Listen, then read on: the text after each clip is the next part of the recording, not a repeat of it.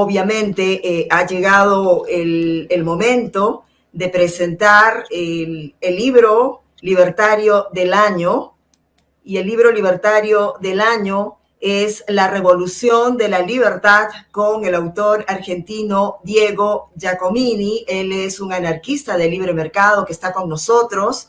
Este reconocimiento a este libro que ha motivado que muchos jóvenes estén prácticamente revisando, incluso hasta hoy me comentaban que estaban comprando el libro porque estaban corriendo la voz, están muy entusiasmados con esta introducción al anarcocapitalismo, porque así lo han llamado algunos. Otros creen que estaban leyendo por primera vez a Rothbard, que existe en todo el libro una consistente estrategia. Además, para nosotros, para la Sociedad de la Libertad, es un libro que la mayoría, es decir, debería, yo quiero usar el debe, que no debería, porque no debe ser obligatorio. Entonces me gustaría que este libro, La Revolución de la Libertad, llegue a todos los escolares, a los universitarios. Pero muy bien, este reconocimiento entonces para el libro libertario del año a Diego Giacomini, con quien ya lo tenemos aquí en Voces Libertarias, para que pueda dar su mensaje, un resumen de lo que lo ha motivado a escribir este fabuloso libro, hoy reconocido como el libro libertario del año. Buenas noches, Diego, y adelante con tu mensaje.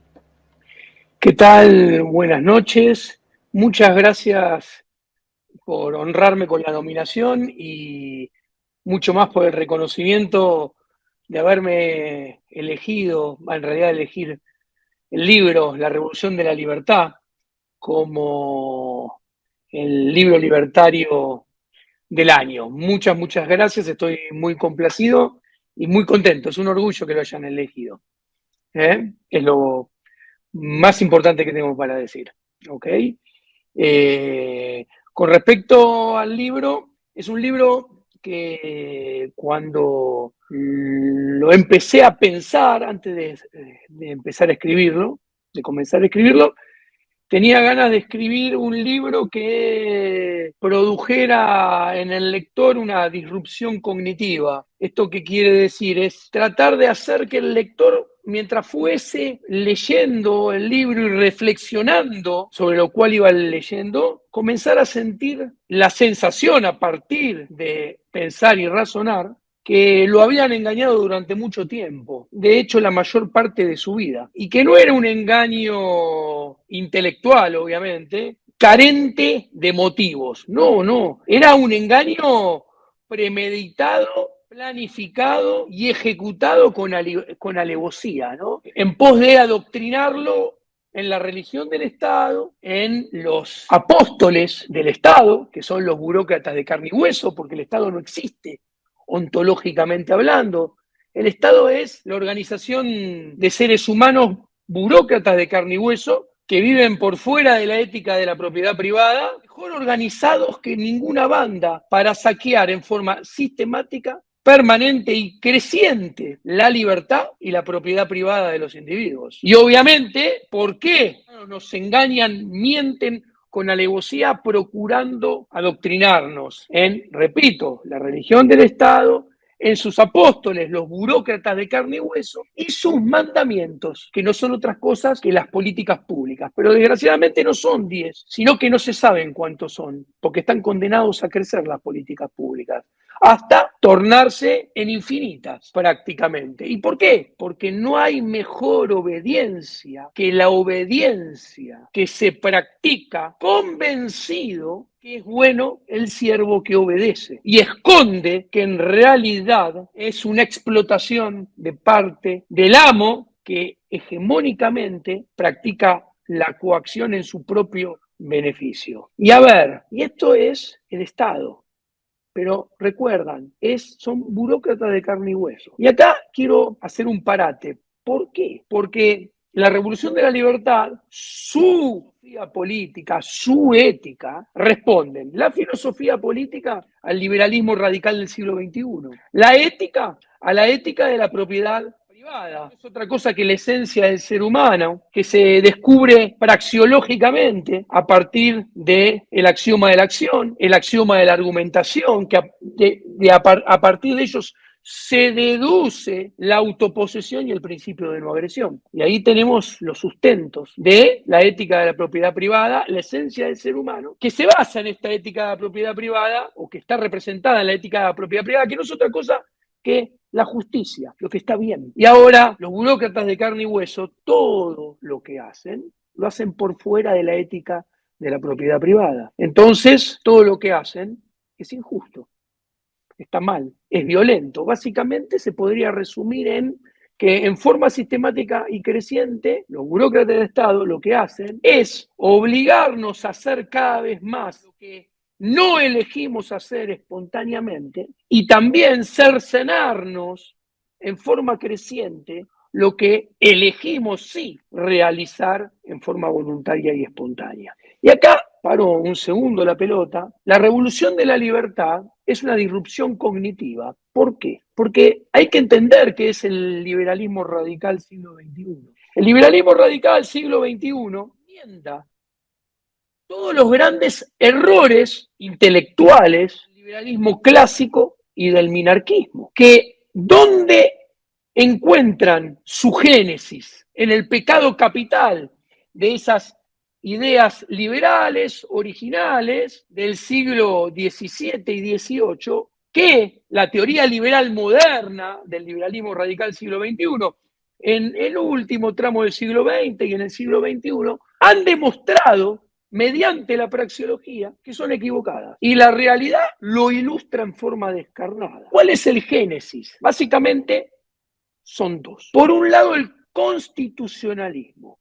Sí, aquel constitucionalismo, pensado por el liberalismo clásico originalmente, hace 300 años, es la madre de todos los problemas. ¿Por qué? Porque le da el monopolio de la ley, el monopolio de la fuerza, de la seguridad, de la defensa, si quieren también, y de la administración de la justicia al Leviatán. Entonces, le está dando al Leviatán el monopolio de qué está bien y qué está mal, qué se debe hacer y qué no se puede realizar. Al mismo tiempo, le da el monopolio de poderte ir a buscar, traerte por la fuerza y desobedeciste su propia ley. Parte por la fuerza, se puede hacer y qué no se puede hacer. Y como si esto fuera poco, también le da el monopolio de la administración de justicia. O sea, luego de decirte qué puedes hacer y qué no hacer, luego de que, como desobedeciste porque no te parecía justo, aún sin agredir propiedad privada, no ha sido la propiedad privada de nadie, o sea, sin haber cometido entonces ningún crimen, te va a buscar porque hiciste un delito por su derecho positivo, que es un delito sin crimen detrás, porque puede haber delito, como traigo un ejemplo, traición a la patria, que no tiene ningún crimen detrás, no estás lesionando la propiedad privada de ningún ser humano, ni el producido de la propiedad privada de ningún ser humano. ¿Y qué hace el Estado? Tiene la capacidad de, la obligación, y lo va a ejecutar, de juzgarte con sus propios jueces, porque desobedeciste a él y a sus leyes. Obviamente, cuando yo hablo que tiene el monopolio de la ley, de la seguridad y de la administración de justicia, no estoy hablando de la definición neoclásica de monopolio, que es que hay un solo oferente, porque según esa definición errónea, parecería que el oferente cayó del cielo y es el único oferente porque sí. De hecho, si los consumidores eligen que hay un oferente porque le da el mejor producto al mejor precio y de la mejor calidad, no hay ningún problema. Estoy usando otra definición. La definición de monopolio de la escuela austríaca. La definición de monopolio de la escuela austríaca no es que hay un solo oferente, es que está prohibido por la fuerza el ingreso al mercado. El mercado de hacer leyes, el mercado de la seguridad y el mercado de la administración de justicia. ¿Y quién prohíbe el ingreso? El propio Estado. Entonces acá nos damos cuenta que todo monopolio es una imposición violenta, es violencia física, es coerción. Es garrotazo en la cabeza. Es cercenamiento de la libertad, en su definición más profunda. Ahora bien, está condenado a crecer. Condenado a crecer, por un lado, persiguiendo su renta extraordinaria, y por el otro, dar bienes y servicios cada vez más caros y de peor calidad. ¿Cuál es la renta extraordinaria? La renta extraordinaria no es otra cosa que las leyes de derecho positivo, que son las que legislan las intervenciones autísticas binarias y triangulares del Estado que intervienen a lo largo y ancho de toda nuestra vida y cada vez más profundamente en lo cotidiano. Eso le da poder político. Eso es parte de decirte qué podés hacer y qué no podés hacer. Y multarte o castigarte si no cumplís. La renta extraordinaria es el gasto público. El gasto público es poder político. Más gasto público, más poder político. Y del otro lado, el financiamiento del gasto público, que no es otra cosa que la base imponible, los impuestos, las alícuotas, el dinero fiat, el impuesto inflacionario, el endeudamiento, que no es otra cosa que impuestos futuros. Entonces, si estas son las rentas extraordinarias, el monopolio estatal va a crecer y va a maximizar el derecho positivo, las leyes, que en todos países crecen y no paran de crecer. El gasto público, las intervenciones autísticas binarias y triangulares del Estado, la base imponible, los impuestos, las alícuotas de los impuestos, la masa monetaria, inflacionario, esto que está explicado en forma deductiva y lógica, basado en praxeología, lo ilustra la realidad. Si nosotros agarramos o tomamos una muestra de cualquier país, en cualquier continente, todo esto ha crecido exponencialmente década tras década. ¿Ok? Y esto es menos propiedad privada, menos libertad, es atentar contra la ética de la propiedad privada. Por ende, es cada vez mayor. Por ende, está cada vez peor.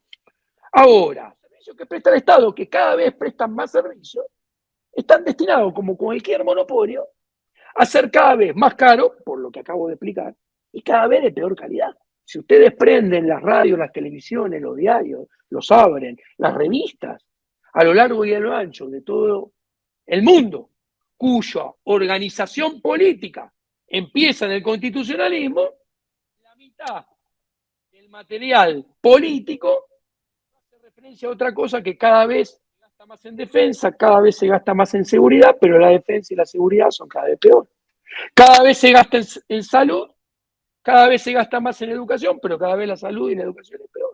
Los sistemas de jubilación son todos estatales de reparto, en su mayoría. Están todos quebrados después de haber sacado por la fuerza el 10, el 25% del sueldo, 20%, en concepto jubilatorio, todos los meses a lo largo de 40 años. Y si no te quedó nada ahorrado o no te mantienen tus hijos en el tercer mundo, la vas a pasar mal. ¿Ok? Este es el primer problema, el constitucionalismo. El segundo problema, la democracia representativa, está demostrado praxeológicamente, lo demuestro en el libro, lo ilustro con datos, el socialismo más descarnado, avanzando cada vez más sobre la propiedad privada y la libertad de las personas, exponencialmente. Esto es muy sencillo porque es un régimen de gobierno de propiedad pública. Al ser un régimen de gobierno de propiedad pública, el que administra, porque si es propiedad pública, es un oxímoron. La propiedad pública no existe. La propiedad solamente puede ser privada. Se obtiene mediante cuatro caminos: la apropiación originaria de Locke, la asociación y cooperación entre seres humanos mediante contratos privados para producir bienes y servicios en libertad, los intercambios comerciales en libre mercado, que no son otra cosa que intercambios de títulos de propiedad privada, y como agregó Israel Kirchner, la creación, el descubrimiento, el ingenio. Que obviamente cuando recién aparece el descubrimiento, ese descubridor va a ser premiado con una renta extraordinaria, porque va a ser el único oferente, pero cuando se den cuenta que eso da altos rendimientos, no es un monopolio, porque la entrada al mercado está permitida, van a entrar competidores y la rentabilidad va a tender hacia la normalidad. Pero dicho esto, ¿cuál es el problema? Y lo voy resumiendo. Los gobernadores, los presidentes, los diputados, los senadores, los concejales, no son nuestros representantes, porque el voto no es, en la democracia representativa, el voto no es un contrato de representación. A ver, en Latinoamérica es a punta de pistola, es obligatorio. Y si no votás, te castiga el mismo Estado. Todos sabemos que un contrato es nulo sin firmar a punta de pistola, y lo podés demostrar. Bueno, esto es nulo, porque es obligatorio y está escrito por ley del Estado. Segundo, todo contrato tiene que ser firmado por ambas partes. Nombre y apellido, que haya contrato, si no, no hay contrato. ¿Por qué? Porque la revelación, viendo el nombre y el apellido en el contrato, lo que revela es que al menos a priori ese contrato beneficia a las dos partes. Por eso esas dos partes intervienen, se ponen de acuerdo, se sientan y firman. Esta firma es la que crea derechos y obligaciones. Derechos y obligaciones que traen a correlato que dentro del contrato va a haber cláusulas de auditoría, cláusulas de monitoreo para ver si ambas partes están cumpliendo justamente su parte del contrato. Y si no la cumplen, seguramente la otra parte va a poder pedir, escrito en el mismo contrato, la nulidad del contrato, la revocación del contrato. Inclusive puede pedir un resarcimiento si que está escrito previamente. Bueno, nada de esto existe en el voto. Al político lo único que le interesa es que lo votes el domingo en el colegio y a partir de ahí se acabó la relación. Y esto es lo interesante. Cuando entra diputado, cuando entra senador, cuando entra al Poder Ejecutivo, él va, como cualquier ser humano, a perseguir su propio beneficio. Va a maximizar su poder político y va a maximizar su poder económico. El problema es que esa maximización no está dentro de la ética de la propiedad privada. Yo maximizo mis ingresos dándole más y mejor a mi prójimo, porque mis ingresos los paga voluntariamente mi prójimo, revelando que lo que le doy tiene valor para él y me va a pagar más cuanto más valor tenga para él. Ahora, como los políticos actúan por fuera de la ética de la libertad, de la propiedad privada, van a maximizar poder político y poder económico. ¿Qué van a maximizar? Leyes, circulares, cupos, todo tipo de intervención, gasto público, impuesto inflacionario, todo contra nuestra propiedad y nuestra libertad. Ergo, pavimentar una autopista, el socialismo, y no nos podemos defender. ¿Por qué? Porque el constitucionalismo comete otro error que no se puede olvidar. La justicia no es independiente. Los jueces viven del gasto público. Los jueces son parte del Estado. Los jueces, los impuestos, del impuesto inflacionario, viven del endeudamiento. ¿Quién tiene que mirar si el Estado se excede sobre nuestros individuales, propiedad privada y libertad? La Corte Suprema de Justicia. ¿Y qué es la Corte Suprema de Justicia? Un organismo estatal. O sea, el Estado tiene que fallar sobre el propio accionar del Estado, con lo cual el Estado es juez y parte, con lo cual la Constitución rompe el precepto más básico de la justicia y administración de justicia. O sea, uno no puede fallar sobre su propio accionar, porque si, para hablar mal y pronto, nunca va a terminar teniendo la culpa de nada. Y de hecho, los jueces de la Corte Suprema de Justicia son nombrados de país a país, pero básicamente a partir de la interacción de diferentes organismos del Poder Ejecutivo y del Poder Legislativo. Por ejemplo, en Argentina, antes de la reforma de la Constitución del 94, los proponía el Poder Ejecutivo y los nombraba el Poder Legislativo. Entonces, a ver, metáfora. Hay dos partidos, partido blanco, partido negro. El blanco tiene 6 legisladores. El negro 4. Bueno, hay que elegir 10 jueces, para que se entienda un ejemplo aritmético sencillo. Bueno, 6 son abogados ligados al partido blanco, 4 son abogados ligados al partido negro. ¿Qué quiero decir? Es mentira la división de poderes, es mentira los frenos y contrapesos. Fue una ilusión del constitucionalismo del siglo XVII, XVIII, que constituyó el más grave error intelectual. Y la realidad lo ilustra. ¿Quieren una ilustración? En Argentina les cuento. La Corte Suprema de Justicia, los que no son argentinos los voy a impactar, no declaró inconstitucional el Bonex 1989. ¿Qué quiere decir esto? A los argentinos hubo un día en 1989 que le dijeron, los depósitos a plazo fijos que tenés en el banco, los time deposits, no los puedes ir a buscar más. Por 10 años no los puedes ir a buscar. No son más tuyos. Te damos un papelito que dice que te debemos esa plata y te la vamos a pagar dentro de 10 años. ¿La necesitas? Vendela en el mercado secundario. te pagaban 40, 50 bajo la par, 60 bajo la par, o sea, si tenías 1.000 pesos, pasaste a tener 400. ¿Ok? Es una violación a la propiedad privada. La Suprema Corte de Justicia no hizo nada. Segunda, y voy rápido, Corralito. El Corralito 2001. Todo esto con aval del Poder Ejecutivo, Poder Legislativo, que no dijo nada. Los argentinos no podían sacar la plata de los cajeros automáticos ni del banco. Tenían que hacer todas transacciones económicas, según el ministro Cavallo, avalado por el Congreso y la Corte Suprema, dentro del sistema. ¿Esto qué implicaba? Esto implica agrandar la base imponible, esto implica agrandar más impuestos, mayor recaudación. Y una vejación a la libertad. Voy a hacer una metáfora. Vino un ministro avalado por el Congreso, la Corte Suprema, se cayó la boca y dijo, mira, en tu casa tenés 4 habitaciones, pero con tu esposa podés hacer el amor solamente en la cocina. La metáfora es válida. Después, en el 2002, vinieron y decretaron la especificación asimétrica. ¿Qué quiere decir esto? Los argentinos habían depositado $100. El tipo de cambio era 1. Devaluaron y el tipo de cambio se fue a 4. Dijeron, no tenés más $100, tenés 30. Voy a buscarlo. Violación a la propiedad privada. La Corte Suprema no dijo nada. Después vino el cepo por duplicado en el 2011 y en el 2019. Ya llevamos 8 años con cepo, punta a punta. ¿Qué quiere decir esto? No podés comprar dólares, ni para ahorrar, ni para consumir, ni para irte de viaje, ni para importar, nada. Tenés que tocarle y suplicarle al burócrata de turno para que te los dé al precio que él quiere. Bueno, esto es otra violación de la libertad, de la propiedad privada, porque no te podés defender del impuesto inflacionario que cobran los burócratas que pusieron esta norma. La Corte Suprema callada. Entonces, los ejemplos son muy ilustrativos.